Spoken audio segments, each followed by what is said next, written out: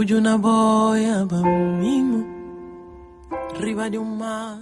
Ora viva telespectador, cá estamos de novo para levar-te junto de si mais uma edição do seu programa O Guigui. Depois de Miguel Barros com Spencer Embalo, aqui com o tema Valores Socioculturais, em que se concluiu que a Guiné-Bissau está paulatinamente a perder os seus valores socioculturais, sobretudo no que se relaciona com as infraestruturas das cidades históricas. Todos conhecem Bulama. É uma cidade em ruínas, infelizmente. Bafatá, Cacheu, Bissau. É preocupante. Depois veio o grande Carlos Vaz com o tema organização social. Nenhuma sociedade consegue se reerguer, consegue andar sem que previamente tenha uma organização social bem organizada e estruturada. Mais tarde, falamos com a senhora, a doutora Filomena Mascarenhas, com a qual abordamos sobre o aspecto da paz, reconciliação e desenvolvimento, em que ela aconselhou que os guineenses, apesar de tudo, têm que preparar, têm que criar condições básicas para o seu desenvolvimento, o que passa tão necessariamente pela formação. Aliás, este mesmo aspecto foi repisado pelo Dr. Mohamed Boaro, que é também um grande antropólogo, que aqui falamos sobre o mosaico etnocultural guineense, em que ele também demonstrou que a Guiné-Bissau é um país que tem uma sociedade muito e profundamente interligada, pelo que jamais haverá confusões interétnicas. Isto é reconfortante. Por isso, os políticos, vocês os políticos, têm que colaborar com esta ideia, têm que colaborar com este facto. Como se não bastasse, trouxemos aqui o grande Abdoulaye Sylla, com o qual abordamos o aspecto literatura. A Guiné-Bissau é um país bem deficiente em termos literários. Ele reconheceu, disse que desde períodos pré-independência até hoje, a Guiné-Bissau de facto tem enfrentado com as questões ligadas com a fraca leitura, sobretudo na camada mais jovem. Mas apesar de tudo, reconheceu que existem poucos avanços neste setor. Aliás, muitos jovens estão a publicar livros. Muitos jovens estão pessoalmente a tentar se reerguer neste ramo de conhecimento. E justamente neste ramo de conhecimento, hoje pretendemos explorar a economia, em que decidimos trazer até aqui o grande mestre Santos Fernandes, que apesar de não ter nome, só tem apelido, Santos Fernandes, enfim. Ele publicou 3 livros ligados ao empreendedorismo. Portanto, com este jovem quadro, com este grande talento guineense, é que vamos fazer chegar-lhe até lá em casa o programa O Guigui. Mas antes, deixamos-lhe ficar com o vídeo bonito e aconselhador de Karina Gomes, Valores Troquia. É importante que os guineenses não permitam que os valores continuem a trocar. Devemos pôr tudo no lugar. Só assim vamos conseguir avançar. Até já.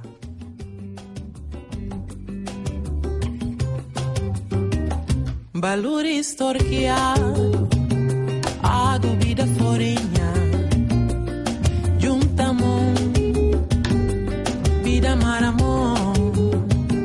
Valores torqueado, a dúvida forenha, juntamos,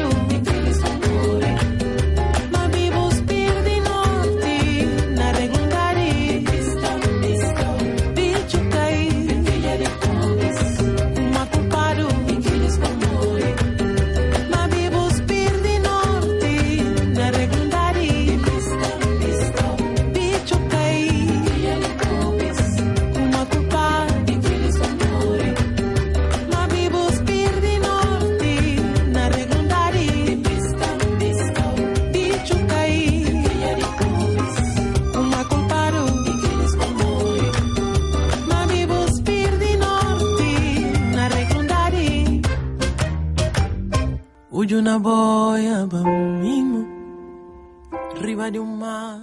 Para trás ficou Karina Gomes, com valores troqueia, como disse há bocado.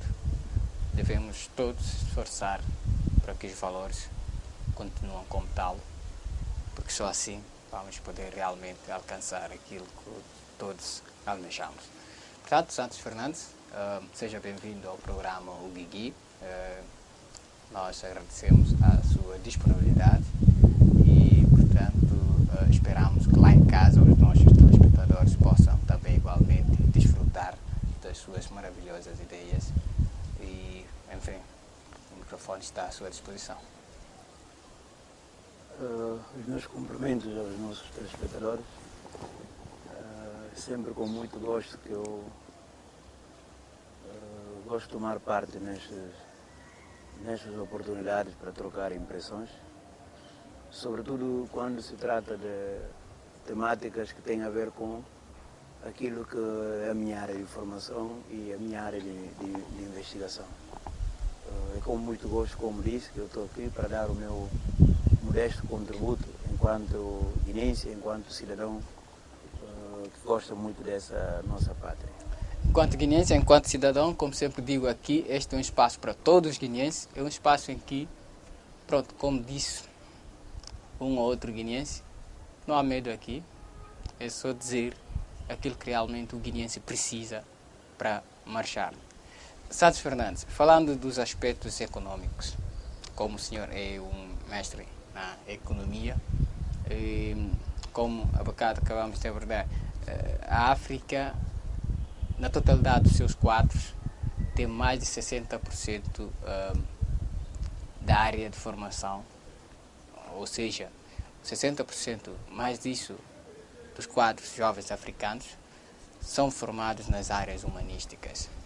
Portanto, um continente que labuta todos os dias para alcançar o seu rumo certo, para alcançar patamares dos outros continentes, torna um pouco difícil. Portanto, sabe, como dizem, né? O guineense tem algumas características que, enfim, todos desejávamos que desaparecessem. Sobretudo naquilo que diz respeito à falta de valorização daquilo que é nosso. Tem algum comentário sobre isso? Sim. A desvalorização dos nossos produtos nacionais, podemos apontar 2 ou 3 fatores para melhor entendermos qual é a causa dessa nossa tão famosa desvalorização daquilo que é nosso.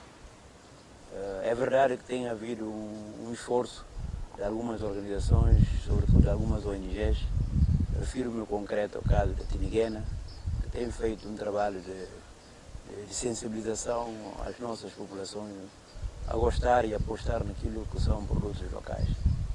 Por outro lado, também não deixa de ser verdade que a questão da valorização daquilo que é nosso tem que ser associado também às questões da nossa educação de base. Porque não é só um fenómeno da Guiné-Bissau, mas há outros países africanos que no processo tanto da colonização, assim como da globalização que nós temos assistido nas últimas décadas, fez com que muito daquilo que são valores, quer do ponto de vista cultural, quer do ponto de vista social e econômico, têm sido relegados para o segundo plano. Por quê? Porque muitas das vezes, nas nossas próprias casas, às vezes somos educados sem nos apercebermos, somos bombardeados, entre aspas, com valores de outros continentes, de outros países. Então isso acaba por ter reflexo no nosso dia a dia em termos da não aceitação, da não valorização não só dos produtos nacionais, mas assim como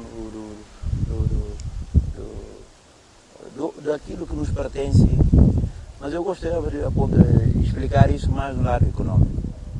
Nós sabemos que, por exemplo, o consumo é um elemento fundamental para a dinâmica econômica. Agora, a questão que se coloca é o que é consumir, como consumir e a que preço comprar os produtos, quer sejam nacionais ou estrangeiros. Aquilo que se verifica no nosso país é que a falta de industrialização que ocorreu já lá vão desde a década de 80 até os dias atuais, fez com que o país perdesse a sua capacidade produtiva. Por quê? Porque não houve um investimento ou continuidade em termos de investimento na industrialização do país. E quando o país não possui indústrias, naturalmente esse país não vai conseguir produzir em grande escala.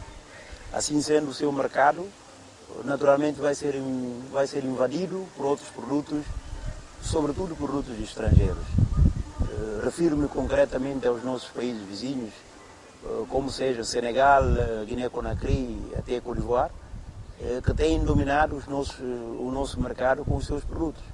Mas nós podemos, de uma forma leviana, criticar isso, até entrar em críticas, às vezes, que eu diria xenófobas, de achar que o produto senegalês não deve invadir o nosso... Mas isso são críticas do ponto de vista, às vezes, política. Mas se formos analisar pela lógica do mercado, o mercado aceita os produtos que oferecem grandes ou mais qualidades, mas que, a partir do momento que esses produtos estejam à disposição dos nossos consumidores. Infelizmente, como referi há bocado, nós não temos a capacidade industrial, nós não temos a capacidade produtiva em grande escala, nós não temos a autossuficiência em vários produtos, mesmo sendo um país eminentemente, um país, aliás, essencialmente agrícola, nós ainda não conseguimos transformar esses produtos. Assim sendo, a preferência do consumidor guinense torna-se muito vulnerável aos produtos externos, aos produtos que vêm dos países da nossa sub-região.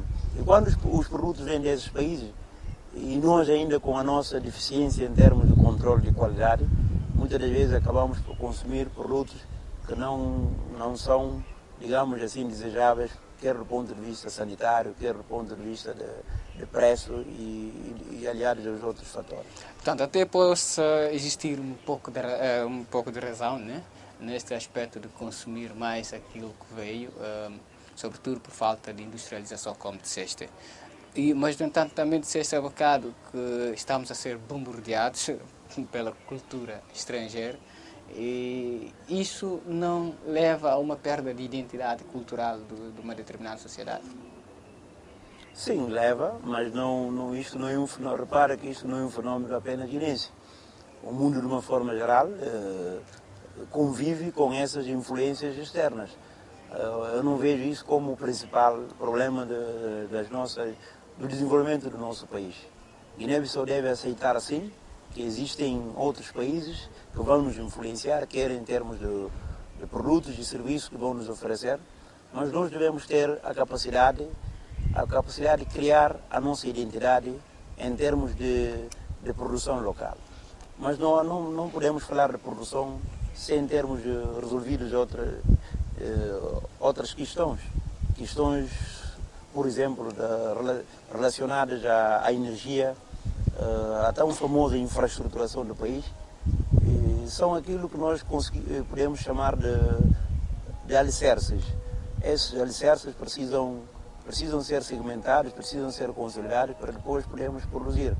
Se em tempos o país já se aventurou em termos de industrialização do país. Na Primeira República, nós sabemos que a Guiné-Bissau houve um governo, um período em que havia ambição em termos de industrialização do país. Sobretudo na década em que éramos menos de 1 milhão. Então, se hoje somos um mercado de pouco mais de 1,5 milhão da nossa população, e sem contar com um mercado de volta de mais de cerca de 300 milhões de habitantes, se formos ver mais pela lógica da CDAO e sem esquecer da lógica da UMO. Então, a Guiné-Bissau deve pensar na industrialização do país, não contando apenas com o seu mercado. Nós não podemos pensar que aquilo que nós produzimos é suficiente e apenas vai resolver todos os nossos problemas. Portanto, enquanto isso, os agricultores não param de produzir os produtos agrícolas, arroz, manga, um monte de produtos que poderiam realmente ser utilizados e preferidos pelo guineense. Mas não é o facto. Por exemplo, o guineense prefere mais alimentar com bacalhau, por exemplo, em detrimento dos nossos peixes. O guineense prefere mais comer arroz importado em relação àquilo produzido aqui na Guiné. E, igualmente, um guineense prefere até pegar uma maçã que é para comer na rua ao invés de uma manga que tem a melhor qualidade, tem mais vitamina em relação a esses produtos importados. E, portanto, como é que o guineense seria capaz de fazer valer aquilo que é seu, enquanto persistir esse preconceito de que só o importado faz de si uma pessoa de classe?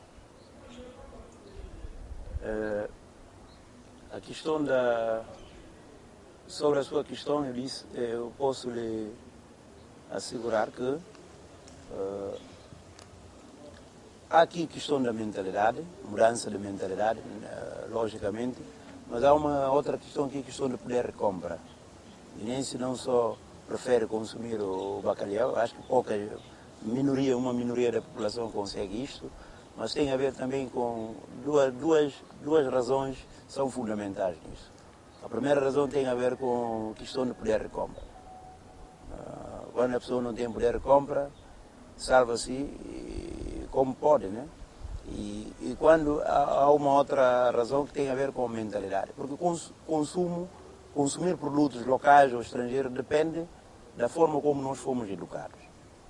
Às vezes podemos ter milhões ou trilhões de pesos ou de francos CFAs, e não sabermos consumir, ou consumimos numa lógica mais industrial do que propriamente nas lógicas de produtos sem outros valores, sem acréscimo de agrotóxicos e outros produtos químicos. É questão de mentalidade. Às vezes não é necessariamente ter poder de compra. Acho que isso ficou claro.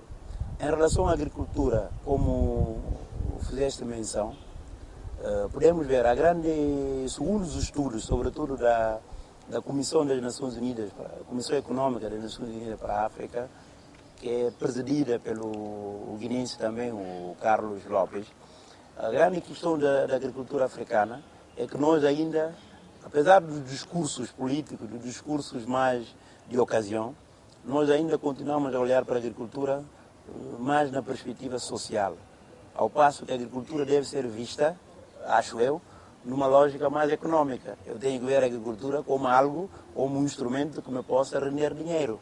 Nós ainda olhamos para a agricultura como um instrumento de combate à pobreza. Por exemplo, lembramos dos agricultores, dos camponeses, neste período. Refiro-me aos 3 meses da campanha de castanha e Aracaju. O agricultor tem que ser, vamos construir a casa, arranjar zincos, não sei, rachas de CIB e outros instrumentos para a construção da casa, mas aquilo são, como diz alguém, são paliativos. Não resolvem o problema no essencial, mas vão resolvendo problemas pontuais. Então isso é a componente mais social da agricultura. Resolvemos problemas curtos. Agora, quando passarmos a olhar para a agricultura, em consonância com os discursos que temos assistido nos últimos anos, que algumas são, eu diria, cópias do discurso do nosso saudoso Cabral, Amílcar Cabral, que a agricultura é a essência da nossa economia, sim, mas a partir do momento em que traduzirmos essa teoria em prática e começarmos a investir em máquinas, investir de uma forma mais sustentável na agricultura, assim vamos ter uma agricultura de ponta, uma agricultura que nos possa permitir exportar. Voltando aos produtos, falou do poder de compra. E, portanto, presume-se que na política econômica de cada país o governo estabelece uma regra que facilite o acesso mais barato dos produtos locais. Mas não é o que se constata na Guiné-Bissau. Embora, há poucos meses, o governo fez uma promoção nesse sentido, em que isentou a importação do interior do país para a cidade de alguns produtos agrícolas. Portanto, entende-se que deve-se pôr sobre uma taxa sobre os produtos importados para que os preços dos produtos nacionais possam realmente ser acessíveis. Mas parece que esse aspecto não se constata. Economicamente, como é que isso funciona? Olha, eu acho que a princípio isso não é o papel do governo. O governo pode fazer isso às vezes pontualmente. O governo tem o papel de promover a economia com outros instrumentos, com outras armas. Agora, quando o governo decide intervir em termos de taxação, ou taxar alguns produtos ou baixar a taxa de alguns produtos, que o governo entender ser estratégico, isso o governo fala numa situação pontual. Agora, há produtos, isso não é um fenómeno só da Guiné-Bissau, repito. Nos anos 80, por exemplo, a nível mundial, há países da América Latina, há países da África, que apostaram muito na substituição da importação. O que é isso? Vamos encorajar a produtividade local e desencorajar os produtos. Isso foi uma estratégia num determinado momento para encorajar a produção, mas o problema não fica só por aí. Porque nós não podemos encontrar um único país no mundo que não precisa de um pequeno produto que seja estrangeiro. Então essa é a grande questão que se coloca nos dias atuais. Por mais potencialmente econômico que um país possa ser, sempre vai depender, em maior ou menor grau, vai depender de um produto estrangeiro. Então isso é preciso definição das políticas. Repara que estamos perante um país que é a Guiné-Bissau, que faz parte de uma série de organizações internacionais. Nós, por exemplo, fazemos parte da UEMOA, onde há acordos aduaneiros, há várias formas de integração. A Guiné-Bissau não pode viver à margem das leis. Se nós integramos, devemos integrar e respeitar as regras do jogo. Então é muito melhor fazermos o nosso trabalho a casa. Que eu acho que o governo fez, e recentemente, quando da mesa redonda, falou-se disso muito bem, sobre a infraestruturação do país. Infraestruturações que eu digo, que o país tenha energia, que o país tenha indústria depois, e que o país consiga ter a capacidade de produzir. A partir do momento em que nós conseguirmos ter a capacidade produtiva, provavelmente não só vamos ter capacidade de reduzir os produtos importados que nós temos a capacidade de produzir, mas também vamos ganhar divisas numa primeira fase e rentabilizar as nossas pequenas e médias empresas. Porque quando não se consome o produto nacional, os primeiros atores que são afetados por esse não consumo do produto nacional são precisamente os pequenos e médios empresários nacionais. Nisto de pequenos e médios empresários, temos umas pequenas indústrias que estão a desenvolver trabalhos ao longo dos anos, durante os últimos anos, né? Tem uma fábrica, por exemplo, de bolacha e sumo oriundos de castanha de caju. Igualmente, eu, se a memória não me escapa, tenho uma fábrica de sabão. Mas, portanto, eu não vejo uma promoção ou um avanço assim nesse sentido dessas pequenas indústrias. Como é que a sociedade guineense ou os guineenses poderia crescer economicamente se esses aspectos continuam a andar dessa forma? Repito a forma que a resposta que eu lhe tinha dado no início. É preciso uma mudança de mentalidade. Mudança de mentalidade sobre consumir aquilo que é nacional, aquilo que é local. Só que as mudanças de mentalidade, inclusive as mudanças de mentalidade sobre o consumo, é um processo, leva o seu tempo. Nós não podemos esperar que numa década o guinense passe a consumir 100% do produto nacional. Isto seria muito utópico e muito pretensioso da nossa parte. Portanto, quem seria responsável desta impulsão para a mudança de mentalidade? A sociedade de uma forma geral, né? A sociedade de uma forma geral, o próprio governo, as famílias e um conjunto entre atores ou agentes que operam na economia. Porque o papel de mudança de mentalidade depende de uma série de fatores, não depende de fatores isolados. Às vezes culpabilizamos o governo, é mais fácil, né?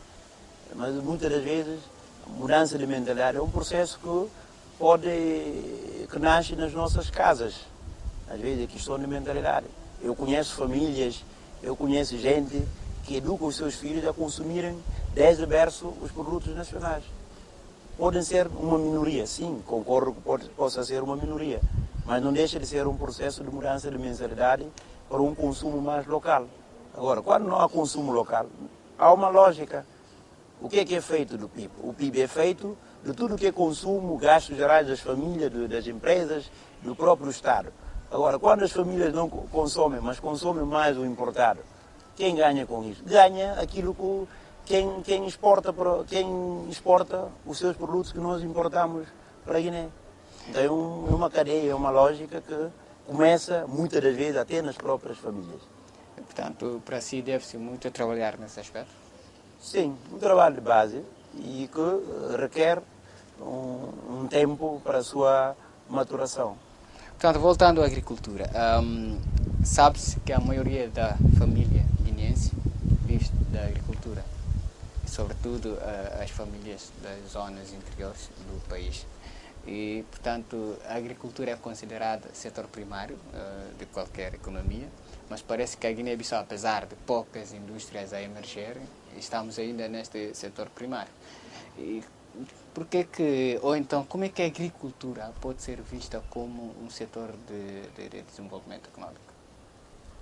A agricultura pode quando há investimento, mas o investimento não necessariamente em comprar tratores ou máquinas. Isto é um investimento que eu diria numa segunda fase. Primeiramente tem que investir no homem ligado ao campo. Nos técnicos, quadros superiores que possam servir de instrumentos para alavancar a agricultura. Quando digo isto, faço logo menção à sua introdução. Nós dissemos e sabemos pelos números que é um fenômeno não só da África, mas sobretudo guinense. A maior parte dos nossos quadros técnicos, nos últimos, para não dizer 40, mas sim 30 anos, temos tido quadros, ou formados quadros, sobretudo nas áreas das humanidades. Áreas das humanidades, que eu digo, áreas sociais, administração, economia, são de uma forma, em relação à agricultura, esses quadros, não obstante serem bons, terem dado os seus contributos ao país, mas em termos da economia, em termos do desenvolvimento que se quer para o nosso país imediato, aquele desenvolvimento que nós queremos em uma década, em sair logo de terra, arrancar para sol e arder em 10 anos, isso requer outro tipo de quadros técnicos. Não quero dizer com isto que daquelas áreas das humanidades que constituem, pelo menos a nível da África, 2/3 dos quadros técnicos africanos são oriundos, aliás, das humanidades. Agora, se países como, não quero ir muito nos meus exemplos, países como o Japão, a Alemanha, conseguiram ter um salto qualitativo em termos de desenvolvimento, graças a quem? Graças aos quadros das áreas técnicos ou profissionais, que eu digo, os mecânicos, os pedreiros, essa gente, sem querer entrar em comparações sobre as áreas, essa gente consegue dar um impulso à economia de uma forma muito rápida. Até na agricultura podem ser mais úteis formar, eu não digo formar engenheiros agrônomos, formar técnicos ligados à agricultura. Um engenheiro agrônomo pode servir, pode formar inúmeros jovens, digo eu, na área de técnicos ligados à agricultura. O que não se verifica hoje por falta de políticas de incentivo a estes técnicos ligados ao setor primário. Políticas de incentivo e política educativa. Política educativa guineense parece ser um pouco, enfim, nem quero chamar nenhum termo ali, mas parece que há uma pouca deficiência em termos de definição de política de formação profissional.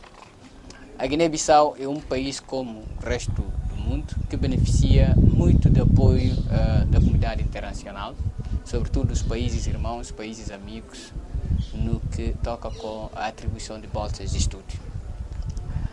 Há décadas os guineenses estão a formar, mas existem praticamente centenas que se formaram e que cá estão sem emprego. O governo apenas dá bolsas de estudos, mas pelo que se percebe não há seguimento desses bolseiros ou desses formandos quando regressarem. Quer dizer, tudo indica que não há uma política de inserção de quadros formados depois da formação. Portanto, nesse sentido, Sr. Fernandes, como é que a agricultura poderia ser aproveitada, ou poderia ser feito do mercado de trabalho para essa camada jovem, cheia de formação na mão e que vagueia por aí sem emprego? Primeiro, é questão de olharmos para a agricultura numa perspectiva econômica. Nós não podemos olhar a agricultura para resolver os problemas pontuais, como exportação de castanha e caju, um ciclo curto, onde o camponês muitas das vezes não sai a ganhar muita coisa e o próprio empresariado guinense ganha, mas nem tanto, e acaba por ser um ciclo onde o nacional, em vez de ganhar, porque não tem capacidade produtiva, não tem capacidade de acrescentar valor ao nosso produto, acaba por ganhar quem? Acaba por ganhar quem atua no mercado mais internacional. Então nós exportamos o nosso produto in natura, exportamos o produto sem nenhum acréscimo de valor, e quem sai a ganhar normalmente é quem tem a capacidade de transformar esse produto, numa primeira fase. Relativamente aos como inserir essa equação jovem-agricultura, eu acho que isso passa, como noutros setores, pela formação desses jovens para atuarem no setor agrícola. Porque eu não consigo entender, não consigo ver como é que eu posso imaginar um jovem urbano, a contar com um jovem urbano para atuar diretamente na agricultura. Primeiro, é preciso que esses jovens precisam ter contacto com o setor, porque a agricultura requer ou exige um investimento pesado. Falamos tanto da agricultura, mas se fizermos as contas devidamente, chegaremos à conclusão que atuar na agricultura implica investimento avultado. Então, quando isto implica investimento avultado, devemos ir por etapas, por prioridades. Num ano agrícola, o governo pode decidir incentivar, encorajar a produção agrícola ligada a um produto específico. Atacar esse produto específico, incentivar a sua produção e assim, sucessiva e paulatinamente, o governo vai resolvendo o problema agrícola de uma forma mais sustentável e segura.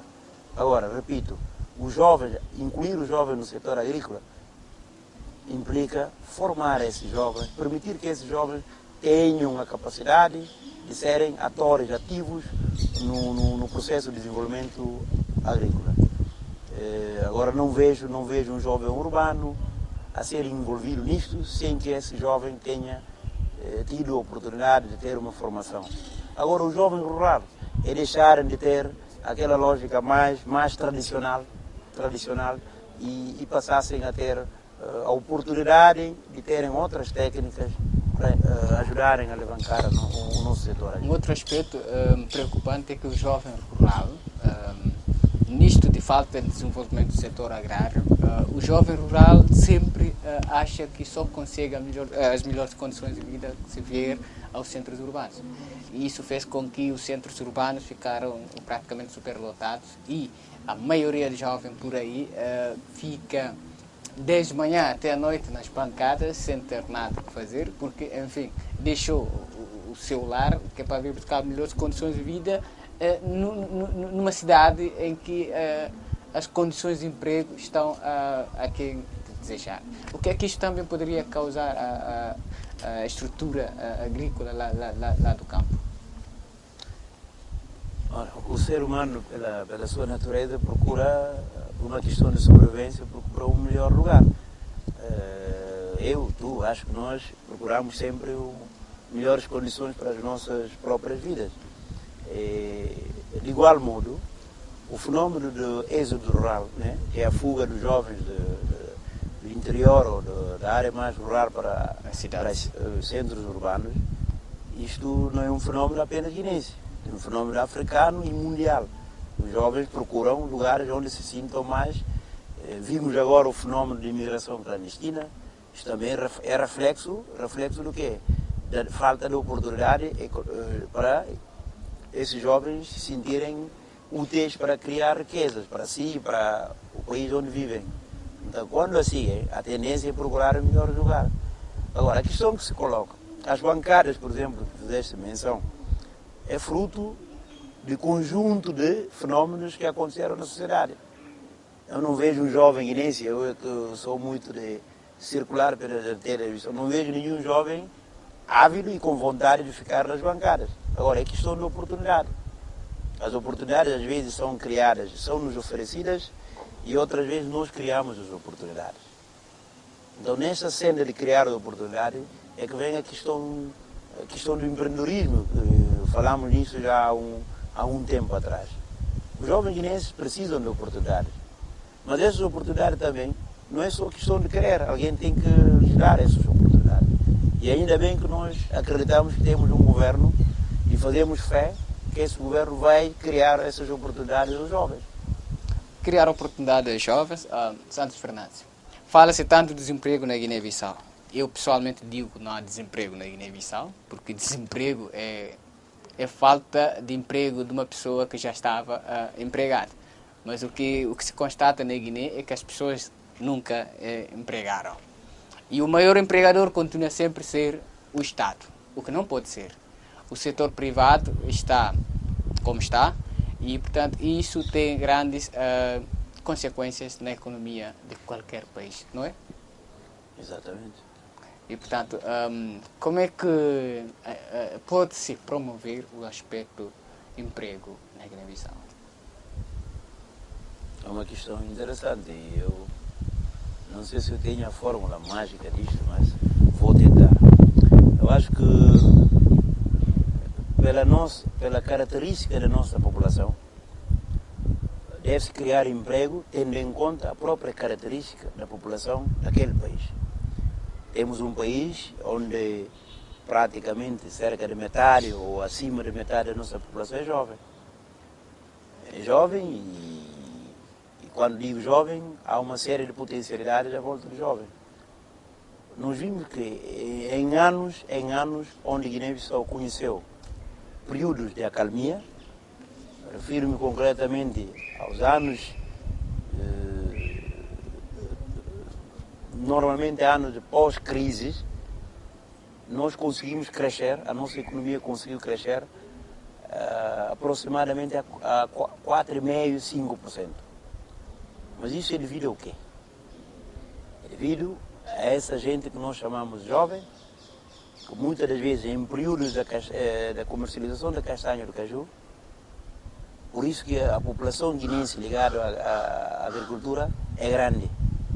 Porque eu posso não ser rural, mas a partir do momento em que começa a castanha do caju, o guinense vai, sobretudo o jovem guinense, por uma questão de afinidade, laços de parentesco, volta para o campo para ajudar a sua família a comercializar ou a atuar na comercialização da castanha do caju.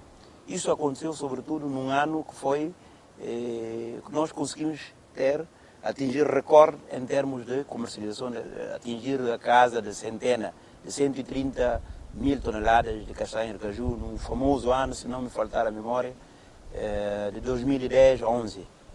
Foram 2 anos que marcaram a nossa economia. Marcaram como? Porque os jovens estiveram atentos e tiveram oportunidades, quer ao nível das empresas nacionais, atuaram. Estes números normalmente não são visíveis, porque estamos a falar agora de uma economia paralela e informal.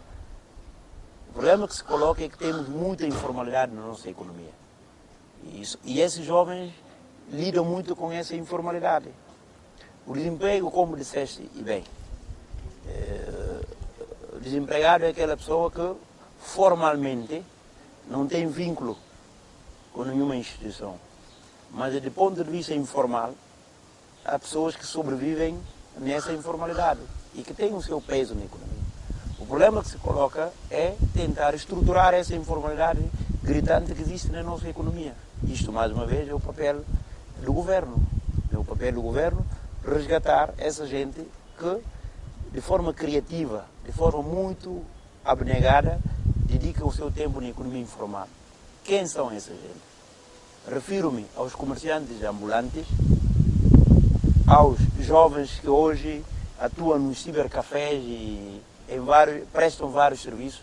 Esses jovens, nos números oficiais, normalmente não contam. É por isso que os dados estatísticos são fundamentais para, às vezes, avançarmos com os números. Eu posso afirmar, cá entre nós, que na Guiné-Bissau existem, por exemplo, 60% dos jovens são desempregados. Mas isso é aquilo que eu disse. Agora, se formos ver em termos práticos, pela lei da sobrevivência que nós fizemos menção há bocado, os jovens estão a atuar, mas de uma forma informal e desorganizada. Ganham algum rendimento, sim. Pode não ser rendimento suficiente, mas estão a atuar. Mesmo sendo informais, estão a atuar e estão a ganhar algo. Portanto, o que é preciso fazer? É questão de estruturar. A economia informal é um fenómeno, repito mais uma vez, é um fenómeno africano, não é apenas guinense. Se formos andar pela África Ocidental, vamos encontrar tantos jovens na economia informal. Agora, é questão de estruturar. Alguém tem que estruturar isso. Dentro da informalidade, pode-se criar empregos. Em relação ao papel do governo no que toca com a inserção dos jovens quadros? Infelizmente, vivemos num país que nem a política de juventude ainda foi... Essa política não existe, pelo menos em termos práticos. Quando assim é, se nós não temos nem política de juventude aprovada, nós ainda não podemos falar muito da juventude e falamos assim de uma forma política, mas a nível mas a partir do momento em que tivermos uma política da juventude, uma política que vai nortear toda a ação governativa à volta da juventude, sim, podemos ter mais elementos para discutir, para incluir ou excluir aquilo que nós achamos que não Portanto, vale. enquanto economista, e dado o peso que isso implica numa economia, que conselho teria a dar ao governo nesse sentido? Pelo aquilo que nós vimos nestes primeiro ano do mandato, encorajar o governo a prosseguir, porque o país precisa de reformas e as reformas fazem-se no decurso do tempo, né? Mas há reformas estruturantes que precisam ser feitas imediatas. Reformas estruturantes que eu digo em termos de infraestruturação do país. O país precisa de infraestruturas. A partir do momento de termos infraestrutura, vai surgir oportunidades de emprego. Mesmo em pequena escala vão existir, por exemplo, de energia, infraestruturações, vias rodoviárias do país serem arranjadas. Isso são caminhos. Eu não estou a ver a Guiné-Bissau desenvolver. Para a Guiné-Bissau, por exemplo, atingir níveis de desenvolvimento de Cabo Verde, de Ghana, que são países da África, que têm desenvolvimento médio, precisamos crescer a 2 dígitos, crescer acima a cerca de 10%. Nós ainda nem conseguimos crescer a 5%, estamos à volta de 2, 3, 4%. Então isso implica um tempo. Por que não conseguimos crescer? Não conseguimos crescer por vários fatores. E o principal fator é a falta de capacidade de produção. Nós produzimos muito pouco. E há quem diga que a função pública, passo a citar, né, leva um pouco tempo nos locais de trabalho. Então, quer dizer, a produtividade é reduzida. Porque não há comparação possível entre o desenvolvimento de Guiné-Bissau e suponhamos um exemplo do caso do Senegal. Não se pode comparar duas economias quando a capacidade, porque não há paridade na economia. Nós não podemos pôr as coisas, fazer as coisas iguais, como se fosse a nível político. A dinâmica econômica são construídas a partir da produção. Portanto, temos tudo e produzimos um pouco. Por quê? O jovem Binhan cantou, mencionou os aspectos. A Guiné-Bissau é uma terra fértil, tem tudo que necessita para o seu crescimento econômico. Portanto, vamos produzir, mas antes veja este vídeo de jovem Binhan, Amor, Só Amor.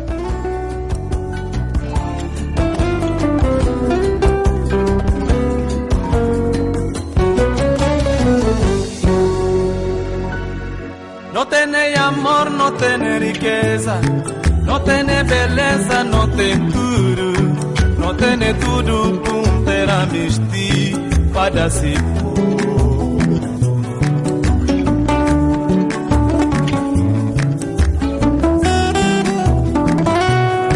não tem mulheres, não tem jovens, jovens valentes que reza, crianças tudo cheio de amor.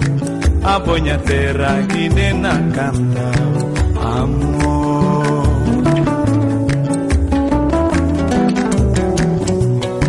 Não tem nem mulheres, não tem jovens, jovens valentes que reza, crianças tudo cheio de amor. A bonha terra que nem na canta amor.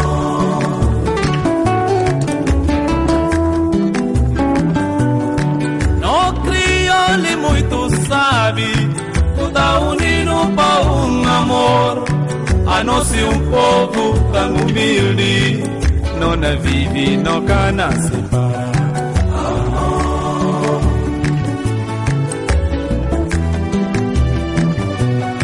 No crioulo muito sabe, toda unido para um amor. A nós um povo tão humilde, não vive, não cana separar. Amor, só amor. A nós o povo que cana separar. Amor, só amor. A nós o povo que cana separar.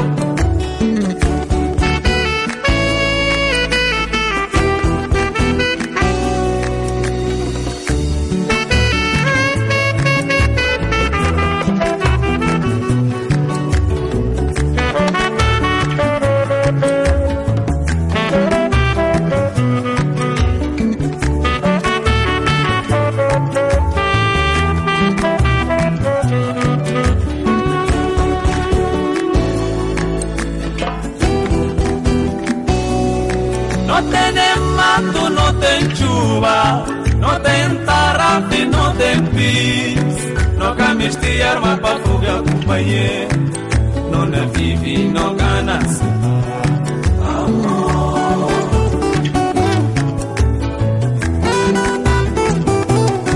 não terá pequenino sabe cumpo, e precisam papo e cabeça, ala meninos papo na escola, descurrida com o mundo tecido.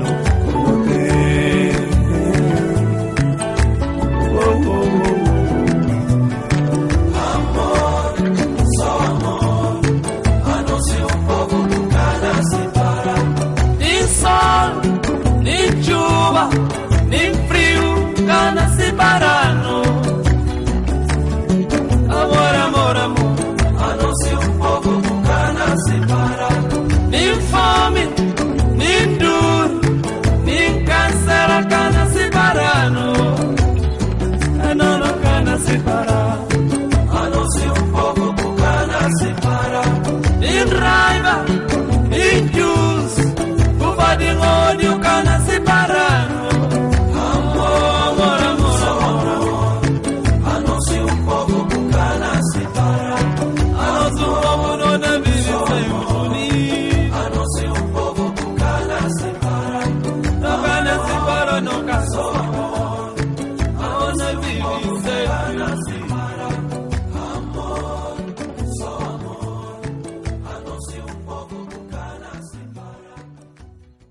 Ujo na boia, bambino, riba de um mar.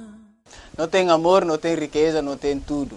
Portanto, com o jovem Binhang atrás, com o amor, seu amor, vamos voltar para a economia. Santos Fernandes, agora. O que significa empreendedorismo? É uma ação, é uma ação.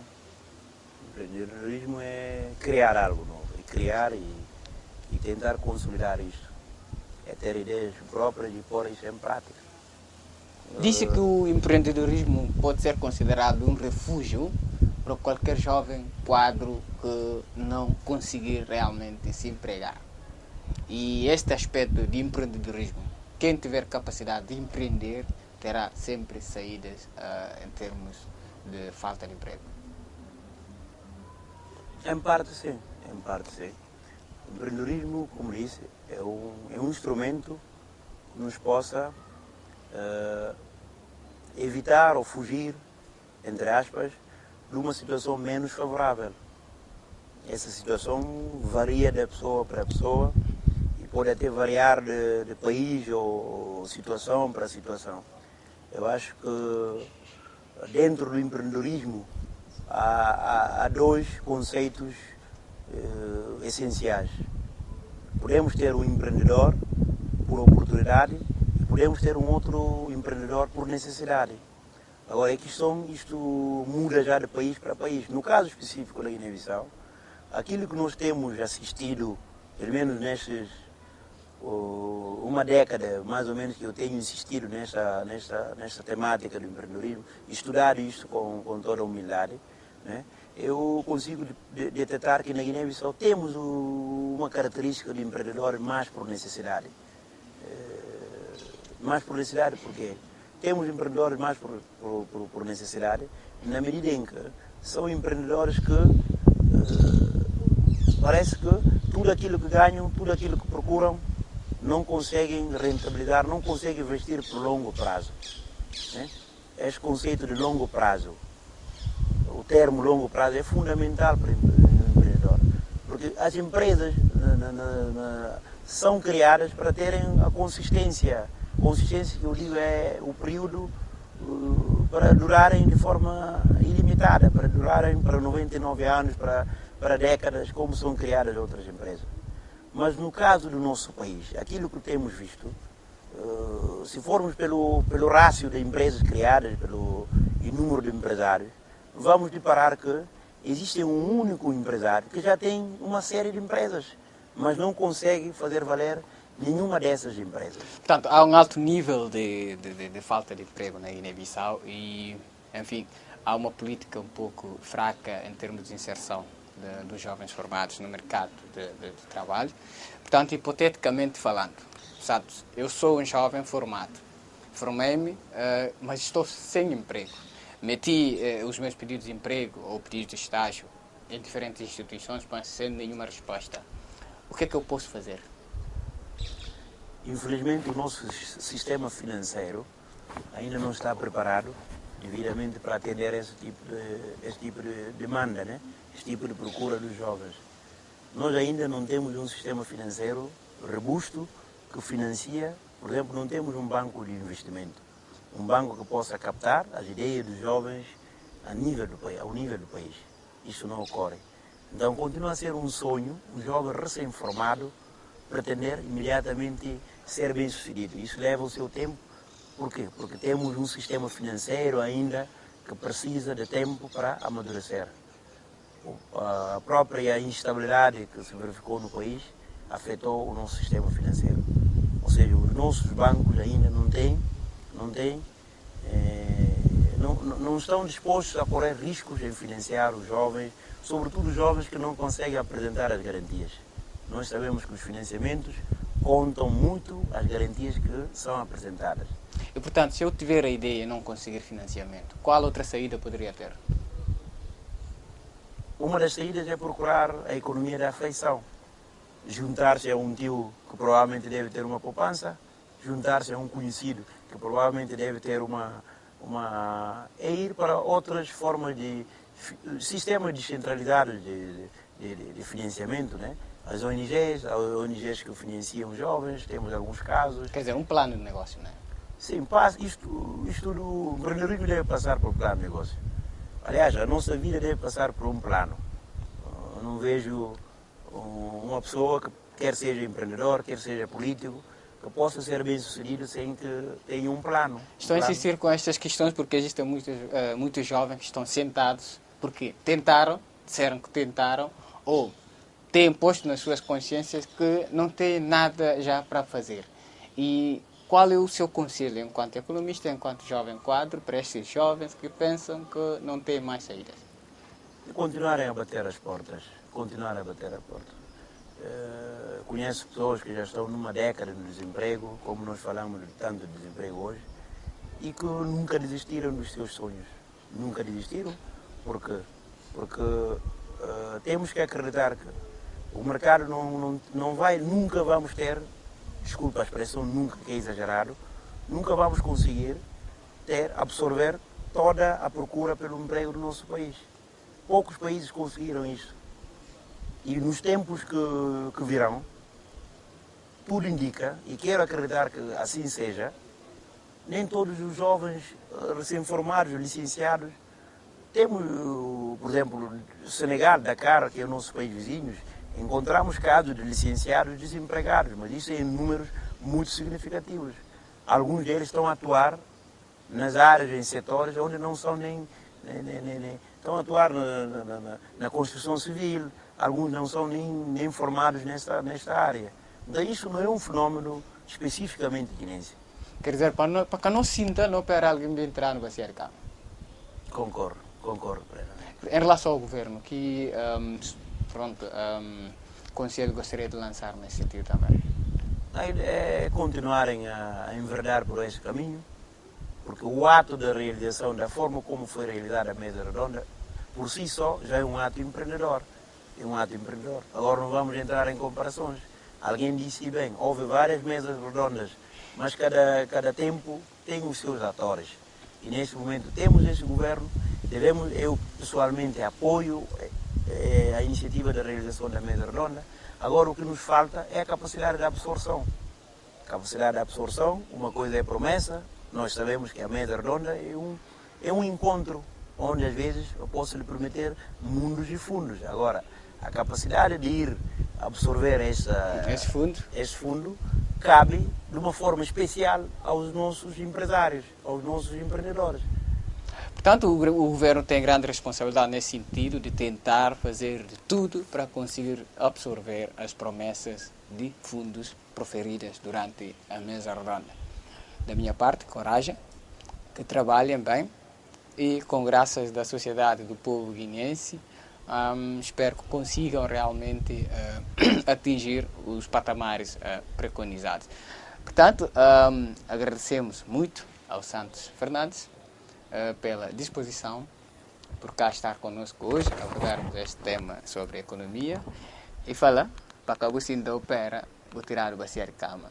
Portanto, a boca jovem pega texto, lanta, continua a bater porta, continua a escrever boas ideias que tem, né? Continua a pedir conselho. E um tio, um tia, um primo, um que está mais ou menos melhor que eu em termos econômicos, o pedir para ajudar um outro, vou empreender, vou criar um plano de negócio para que você sinta.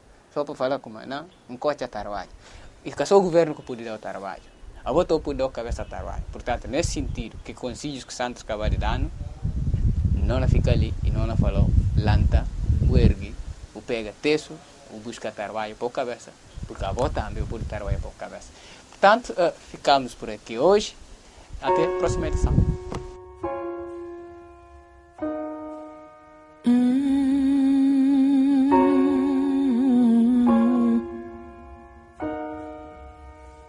Uju na boia bamimo, riba de mar.